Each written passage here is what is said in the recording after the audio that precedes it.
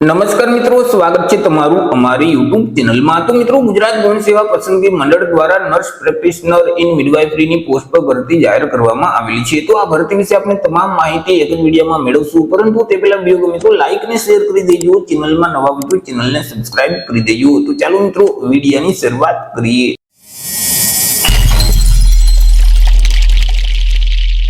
તો મિત્રો, આજે ભરતીનું નોટિફિકેશન છે તે GSSB એટલે કે ગુજરાત ગૌણ સેવા પસંદગી મંડળ ગાંધીનગર દ્વારા બહાર પાડવામાં આવેલું છે। મિત્રો, અહીં ગુજરાત ગૌણ સેવા પસંદગી મંડળ ગાંધીનગર દ્વારા જે આરોગ્ય અને પરિવાર કલ્યાણ હસ્તક વિભાગની નર્સ પ્રેક્ટિશનર ઇન મિડવાઇફરી વર્ગ 3 ની જે જગ્યાઓ ખાલી છે, તો આ જગ્યાઓ સીધી ભરતીથી ભરવા માટે લાયકાત ધરાવતા ઉમેદવાર પાસેથી અરજી ફોર્મ મંગાવવામાં આવેલા છે। તો સૌથી પહેલા આપણે વાત કરી લઈશું કંઈક અગત્યની તારીખ વિશે।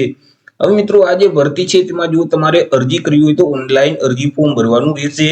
ઓનલાઈન અરજી ફોર્મ ઓલરેડી શરૂ કરી દેવામાં આવેલા છે। 16/10/2025 થી અરજી ફોર્મ શરૂ કરવામાં આવેલા છે। 16/10/2025 થી લઈ અને 30/10/2025 ના સમયગાળા દરમિયાન તમારે ઓનલાઈન અરજી કરવાની રહેશે। ઓનલાઈન અરજી ફોર્મ જે ઉજાસનું પોર્ટલ છે એટલે કે ujas.gujarat.gov.in નામની જે વેબસાઇટ છે તે વેબસાઇટ ઉપર જઈ તમારે 30/10/2025 સુધીમાં ઓનલાઈન અરજી કરવાની રહેશે। મિત્રો, અહીં અરજી ફોર્મ ભરતી વખતે તમારે ફોટો અને સિગ્નેચર છે તે અપલોડ કરવાના રહેશે, કે જેમાં ફોટાનું માપ છે તે 5 સેન્ટીમીટરની ઊંચાઈ અને 3.6 સેન્ટીમીટરની પહોળાઈ હોવી જોઈએ, જ્યારે સિગ્નેચરનું જે માપ છે તે 2.5 સેન્ટીમીટરની ઊંચાઈ અને 7.5 સેન્ટીમીટરની પહોળાઈ હોવી જોઈએ। તમે જે ફોટો અને સિગ્નેચરની ફાઇલ અપલોડ કરો છો તે ફાઇલનું ફોર્મેટ JPG ફોર્મેટ હોવું જોઈએ અને ફાઇલની સાઇઝ છે તે 15 KB કરતા ઓછી હોવી જોઈએ। હવે કેવો ફોટો તમારે અપલોડ કરવાનો રહેશે, તો કે તાજેતરનો પાસપોર્ટ સાઇઝનો ફોટોગ્રાફ તમારે અપલોડ કરવાનો રહેશે, કે જેનું બેકગ્રાઉન્ડ છે તે વ્હાઇટ કલરનું હોવું જોઈએ। જો વ્હાઇટ સિવાય અન્ય કલરનું બેકગ્રાઉન્ડ હશે અને તમે તે ફોટોગ્રાફ અપલોડ કરશો તો તે ફોટો છે તે માન્ય ગણાશે નહીં। તે સિવાય તો કે ફોટાની નીચે ફોટો પડાવ્યાની તારીખ છે તે ફરજિયાત લખવાની રહેશે અને આ તારીખ છે તે 1 વર્ષ કરતા વધારે જૂની ન હોવી જોઈએ, એટલે કે તાજેતરનો પાસપોર્ટ સાઇઝનો ફોટોગ્રાફ તમારે અપલોડ કરવાનો રહેશે। હવે તમે જે ફોટોગ્રાફ અપલોડ કરો છો તે ફોટાની 4 થી 5 કોપી કાઢી અને તમારી પાસે રાખવાની રહેશે। જ્યારે મિત્રો, અહીં તમારી પાસે ફોટોગ્રાફ ગમે ત્યારે માંગવામાં આવે ત્યારે તમારે એ જ ફોટો છે તે આપવાનો રહેશે। જો તમે અલગ અલગ તબક્કામાં અલગ અલગ ફોટોગ્રાફ રજૂ કરશો તો તમારી જે નિમણૂક છે તે રદ થઈ શકે છે। વાત કરી લઈએ પે સ્કેલ એટલે કે પગાર ધોરણ વિશે, કે ઉમેદવારોને કયા પગાર ધોરણ મુજબ પગાર આપવામાં આવશે। તો ઉમેદવારોને પ્રથમ 5 વર્ષ સુધી તો ફિક્સ પગાર મળવાપાત્ર થશે। દર મહિને ₹40,800 ફિક્સ પગાર આપવામાં આવશે। 5 વર્ષ પૂરા થઈ જશે એટલે પે મેટ્રિક લેવલ 6 છે તે મુજબ ઉમેદવારોને પગાર આપવામાં આવશે, એટલે કે ₹35,400 થી લઈ 1,12,400 નું જે પગાર ધોરણ છે તે મુજબ ઉમેદવારોને પગાર મળવાપાત્ર થશે। ચર્ચા કરી લઈએ જગ્યા વિશે, કે કુલ કેટલી જગ્યા છે અને કેટેગરી મુજબ કેટલી જગ્યા રહેશે। તો કે કુલ 16 જેટલી જગ્યા પર આ ભરતી જાહેર કરવામાં આવી છે। હવે આ જે 16 જગ્યા છે તેમાંથી 8 જગ્યા સામાન્ય એટલે કે બિન અનામત વર્ગના ઉમેદવાર માટે રહેશે। આ જે 8 જગ્યા છે તેમાંથી 2 જગ્યા મહિલા માટે અનામત રહેશે। EWS એટલે કે આર્થિક રીતે નબળા વર્ગના જે ઉમેદવાર છે તેના માટે 1 જગ્યા રહેશે। SC એટલે કે અનુસૂચિત જાતિના ઉમેદવાર માટે 1 જગ્યા રહેશે। ST એટલે કે અનુસૂચિત જનજાતિના ઉમેદવાર માટે 2 જગ્યા છે। OBC એટલે કે સામાજિક અને શૈક્ષણિક રીતે પછાત વર્ગના ઉમેદવાર માટે 4 જગ્યા રહેશે અને 4 માંથી 1 જગ્યા મહિલા માટે અનામત રહેશે। આવી રીતે 16 જેટલી જગ્યા પર આ ભરતી જાહેર કરવામાં આવેલી છે। હવે આ જે 16 જગ્યા છે તેમાંથી 1 જગ્યા શારીરિક રીતે વિકલાંગ વ્યક્તિ માટે, જ્યારે 1 જગ્યા માજી સૈનિક માટે અનામત રહેશે। હવે જે ઉમેદવાર SCBC એટલે કે સામાજિક અને શૈક્ષણિક રીતે પછાત વર્ગના ઉમેદવાર છે તો તે ઉમેદવારોએ નોન ક્રિમિનલ સર્ટિફિકેટ આપવાનું રહેશે। આ જે નોન ક્રિમિનલ સર્ટિફિકેટ છે તે કઈ તારીખથી કઈ તારીખ સુધીનું માન્ય ગણાશે, તો કે તમારી પાસે જો રાજ્ય સરકારની નોકરી માટેનું નોન ક્રિમિનલ સર્ટિફિકેટ હશે તો તે સર્ટિફિકેટ તમે 1/4/2023 થી લઈ અને અરજી ફોર્મ ભરવાની જે છેલ્લી તારીખ છે 30/10/2025 આ સમયગાળા દરમિયાન તમે તે સર્ટિફિકેટ મેળવી લેશે તો તે સર્ટિફિકેટ માન્ય ગણવામાં આવશે।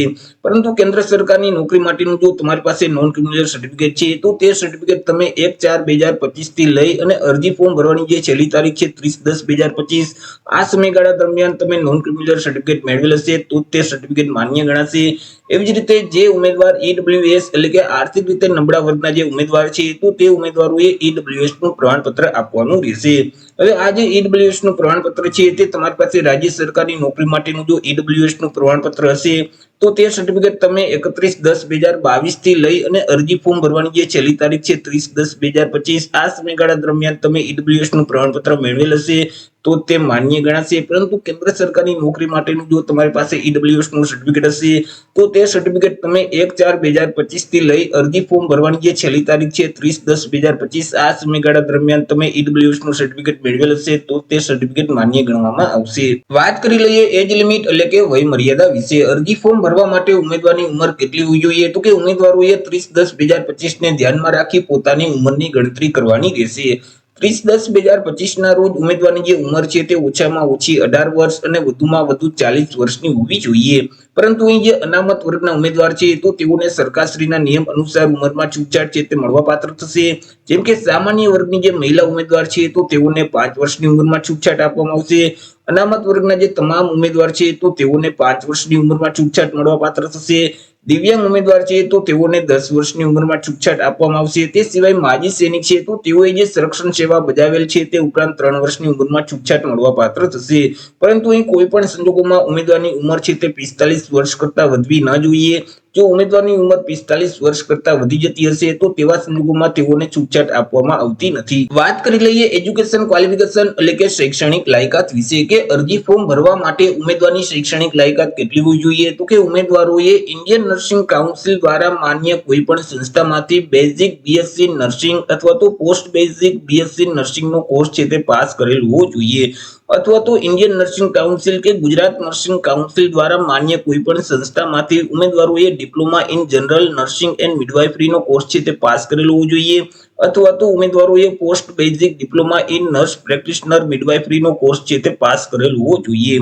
ઉમેદવાર પાસે બેઝિક કોમ્પ્યુટરનું નોલેજ હોવું જોઈએ। ઉમેદવાર છે તે ગુજરાતી ભાષા અથવા તો હિન્દી ભાષા અથવા તો બંને ભાષાના જાણકાર હોવા જોઈએ અને ઉમેદવારોએ ગુજરાત નર્સિંગ કાઉન્સિલમાં નર્સ પ્રેક્ટિશનર ઇન મિડવાઇફરી તરીકે રજીસ્ટ્રેશન છે તે કરેલ હોવું જોઈએ। વાત કરી લઈએ કોમ્પ્યુટર સર્ટિફિકેટ વિશે કે કોમ્પ્યુટરનું સર્ટિફિકેટ ક્યું માન્ય ગણવામાં આવશે તો કે ઉમેદવારોએ કોઈ પણ સરકાર માન્ય તાલીમ આપતી જે સંસ્થા છે તેમાંથી બેઝિક કોમ્પ્યુટરનો કોર્સ પાસ કરેલ હશે અને તેનું પ્રમાણપત્ર ઉમેદવાર પાસે હશે તો તે માન્ય ગણવામાં આવશે, અથવા તો સરકાર માન્ય યુનિવર્સિટી કે કોઈ પણ જે સંસ્થા છે તેમાંથી કોમ્પ્યુટર જ્ઞાન અંગેનો કોઈ પણ ડિપ્લોમા કે ડિગ્રી સર્ટિફિકેટ કોર્સ પાસ કરેલ હશે અને તેનું પ્રમાણપત્ર ઉમેદવાર પાસે હશે તો તે માન્ય ગણવામાં આવશે, અથવા તો ડિગ્રી કે ડિપ્લોમાનો જે અભ્યાસક્રમ કરેલ છે તે અભ્યાસક્રમ કોમ્પ્યુટર વિષય સાથે પાસ કરેલ હશે અને તેનું સર્ટિફિકેટ ઉમેદવાર પાસે હશે તો પણ તે માન્ય ગણાશે, અથવા તો ઉમેદવારોએ જે ધોરણ 10 ની કે ધોરણ 12 ની પરીક્ષા પાસ કરેલ છે તે પરીક્ષા કોમ્પ્યુટર વિષય સાથે પાસ કરેલ હશે અને તેનું પ્રમાણપત્ર ઉમેદવાર પાસે હશે તો પણ તે માન્ય ગણવામાં આવશે।